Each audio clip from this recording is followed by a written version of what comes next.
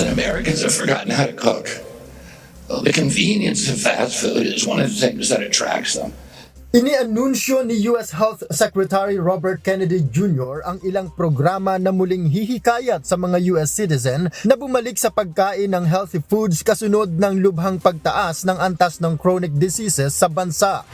Ayon kay Kennedy, una sa mga ito ay mag-iikot ang kanilang ahensya sa mga bahay-bahay upang aktwal na turuan ang mga pamilya na magluto ng sariling pagkain sa halip na umasa sa fast food chain. One of the things that we're talking about now at HHS is to use the Commission Corps or other groups within our agency to go out and actually teach people to cook.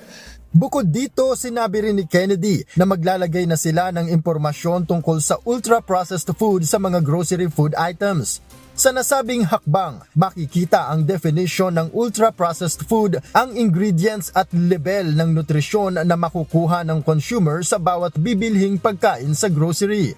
Kasabay nito, uobligahin na ang mga medical students sa US na kumuha ng 40 hours comprehensive nutrition education para makagraduate. Ito ay epektibong ipatutupad sa huling quarter ng taon.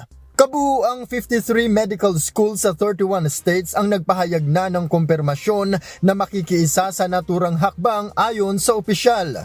Beginning this fall, these schools will require every medical student to complete 40 hours of comprehensive nutrition education or competency equivalent before graduating.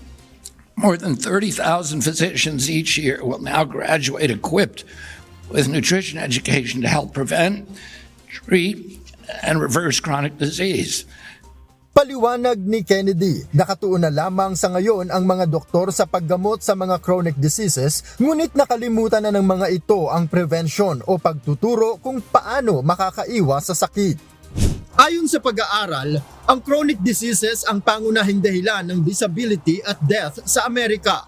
Karaniwan sa mga ito ay dahil sa kakulangan ng physical activity, abuse of alcohol at dahil nga sa poor nutrition. Noel Poliarco, UNTV News and Rescue. Diyos ang aming sandigan, serbisyo publiko ang aming pinahahalagahan.